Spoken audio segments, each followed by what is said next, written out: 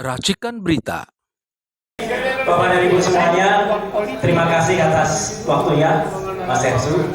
Mohon maaf karena memang tadi pagi saya ada acara jadi terlambat. Kata yang pertama yang sudah dilakukan adalah kita buka-bukaan. Ya.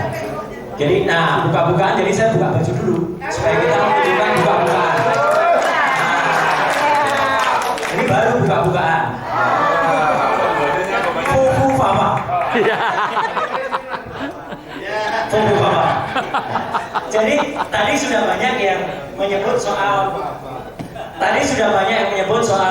Pak Jokowi. Ya, itu betul. Ya, tapi saya akan menegaskan dua hal yang lain yang penting, yang juga sama pentingnya, maksud saya supaya kita strategis. Yang pertama adalah memang Fufu Papa ini. Masuk penjara. Ya, itu clear banget. Jadi memang harus, saya setuju lagunya Mas Refli Harun tadi. Ya, memang harus dimakzulkan. Ulangi lagunya. Jadi harus dimakzulkan. Nyanyi lagi Mas. Rasa cemas, hidup berat, dunia gelap, Fufu Papa maksulin saja. Ya. Dan sebenarnya yang bersangkutan kroninya itu sebenarnya sudah ada ketakutan. Jadi kita nggak boleh mundur. Kita harus maju. Ketakutannya apa? Kita beri hormat kepada Dr. Tifa ini. Ya, sahabat saya yang kita tektok terus. Kita berdua dari dulu ngantemin soal ijazahnya si Fufu Papa ini. Ya, ijazah bapaknya juga. Tapi kenapa? Dan dia juga takut sebenarnya. Kalau kita perhatikan, Bapak dan Ibu, dia sudah ngakuin bahwa ijazah dia tidak benar. Maka di foto resmi yang ada, tolong perhatikan. Dia hanya berani nulis Gibran Raka Buming. Tidak ada gelarannya sama sekali. Padahal sebelumnya dia malah masih tulis Gibran Raka Buming BSC.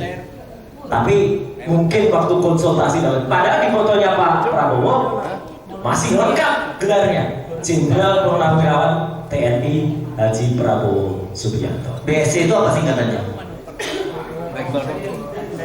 Bak jelas sekolahnya. Ya, bak jelas sekolahnya itu.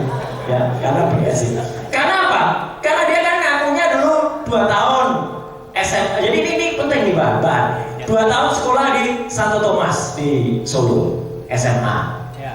Santo Yosef di Solo. Kemudian 2 tahun, ayahnya kan masih wali kota, masih powerful. Kenapa gak diselesaikan? Dia langsung pindah ke Singapura. Dan dia meneruskan sekolah di Singapura itu 3 tahun. Jadi kalau total sekolahnya berapa tahun tuh SMA-nya? 5. Itu harusnya kita curigai. Itu sudah salah satu syarat bahwa dia belum tentu, saya bilang, belum tentu lulus SMA. Tapi kemudian dia tiba-tiba masuk ke university yang cukup hebat, namanya University of Bradford. Ternyata MIDS di Singapura itu sudah tidak lagi kerjasama dengan Bradford. Oke. Kemudian dia seolah-olah lari ke Australia, ke UTS, University Technology of Sydney. Setahun dia di sana. Dan konon itu ada di websitenya Pemkot Surakarta loh, S2 di UTS. Padahal dia setahun di sana itu cuma matrikulasi harusnya beberapa bulan, itu setahun. Jadi nggak lulus juga. Jadi ini kalau ada pemaksulan, Bang Refli dan kawan-kawan semua, ini clear soal pendidikan itu sebenarnya clear. Dia menyatakan tidak benar pada saat itu. Dan dia sekarang mulai takut itu, ngakuin itu. Kalau dia berani, dia tulis insinyur dan dokter Andes tadi Pak Taufik, ya. Tapi kan dia kan nggak berani. Jadi ini sebenarnya poin bagi kita. Jangan khawatir, maju terus. Sebenarnya sudah ada ini poin. Yang kedua soal Fufu Papa ini, clear banget ini sebenarnya. Dan terakhir kan teman-teman juga sudah dengar kan, bahkan di SSN Badan Cyber dan Sandi Negara itu menurut konfirmasi bocor halus Tempo itu sudah meyakinkan bahwa memang itu benar. Saya juga lagi janjian nih sama Pak Hinsa Siburian untuk ketemu, tapi ya agak mundur-mundur gitu. Tapi nggak apa-apa, saya hormati karena saya ingin ketemu dan kita bicarakan hal ini. Dan adiknya pun mengaku. Jadi sebenarnya kita, Pak Saididu, nggak pernah gentar Cuman cara kita, kalau semuanya langsung kita serang, berat Pak. Satu demi satu dulu, diprotolin dulu. Ya, yang diprotolin fufu-fufu dulu. Ini harus, karena ini adalah benar-benar tadi kata Pak Taufik itu ya, kalau suami istri tadi ya. Nah ini bahaya bagi Prabowo. Ya, itu harus kemudian dimaksudkan terlebih dahulu. Dan kalau semalam saya ketemu dengan Prof. MK, siapa ketua MK? Bukan. MKK. Pak Prof. Jibli.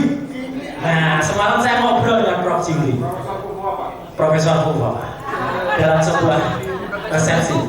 Beliau ngakuin, Mas, saya awalnya nggak percaya, tapi setelah Anda bilang, saya percaya. Itu kata-kata Prof. Jibli. Ya, sekarang baru ngakuin betul Prof. Jibli. Tapi saya bilang, gara-gara Bapak ini dia jadi wakil presiden terpilih. Senyum beliau. Ya, gitu. Tapi artinya saya hormati pengakuan Prof. Jibli, ya, tapi artinya apa? Artinya ini memang ada poinnya. Bukan dia yang 10 tahun yang lalu itu yang kemudian dipermasalahkan, enggak. Tapi kelakuan dia dan oknumnya dia yang mengubah data, menghapus data itulah kejahatan yang barusan dilakukan. Setelah dia terpilih menjadi wapres terpilih, dia menghapus 2.100 postingan itu kejahatan. Kejahatan yang kedua, dia hapus juga nama dia. Kalau kita bayar GoPay dan lain sebagainya kemarin itu OVO, dia ganti menjadi selamat, seluman selamat, ya, tapi nggak selamat, ya, gitu. Karena itu kejahatan lagi. Dia memalsukan data. Itu pelanggaran dalam Undang-Undang Perlindungan Data Pribadi nomor 27 tahun 2022. Clear. Jadi itu bahan-bahan untuk pemalsuan. Yang kedua, selain tadi, jadi kalau hitungan dengan Jokowi itu yang ketiga. Yang kedua, ini mohon dulu aja. Yang satu bisa meruntuhkan negara kita, buat kita bangkrut adalah IKN, Ibu Kota Negara. Saya kasih poin saja buat teman-teman nanti akan melakukan, dan kita akan lakukan nanti Mbak Marwan. IKN itu secara hukum tidak sah sebenarnya. Kecil sederhana banget. Pada saat ketok palu IKN, tahu nggak Bapak dan Ibu, anggota DPR yang menyetujui yang hadir secara fisik berapa orang? Hanya 77 anggota DPR yang hadir dari 575. Hanya 13%. Yang lain katanya hadir secara online, Pak. Kita harus minta terhadap Komisi Informasi Pusat absen dari anggota DPR itu secara online. Kalau memang online bener, ada nggak foto anggota dewannya? Kalau itu hanya online on saja, berarti yang hidupin hanya asprinnya atau TA-nya, itu tidak sah. Ya, anggota yang hadir itu harus hadir secara fisik atau dia tampak wajahnya ketika ada. Dan yang saya tahu pada saat tanggal 18 Januari waktu itu pengesahan itu, yang lain on itu hanya on saja, hanya nampak profil picture-nya saja. Kalau hanya nampak profil picture-nya saja, berarti Undang-Undang IKN itu hanya disahkan oleh 13% anggota DPR. Dari situ sebenarnya sudah sah itu untuk kemudian kita lakukan. Jadi Bapak dan Ibu, 3 hal poin penting itu saja yang bisa kita lakukan. Yang pertama, setuju untuk terus adili. Kalau ini adik Fufafa, ayahnya Fufafa, bapaknya Fufafa itu dulu. Yang kedua, maksulkan Fufafa. Yang ketiga, udahlah IKN itu nanti jadikan kayak Disneyland saja, ya, gitu. Jadi kalau mau wisata. Kalau itu diteruskan, saya khawatir Prof. Antoni, keuangan kita bangkrut sebangkrut-bangkrutnya. Saya tidak percaya hanya habis 478 triliun, enggak. Akan lebih 478 triliun itu satu ASN pindah ke sana, belum anaknya, belum istrinya, belum keluarganya. Itu akan bisa 10 kalinya, dan itu Indonesia akan runtuh. Dan kita nggak sayang siapa presiden, tapi kita sayang Republik Indonesia. Selamatkan Indonesia dengan jalankan 3 langkah itu. Sekian, terima kasih. Assalamualaikum warahmatullahi wabarakatuh.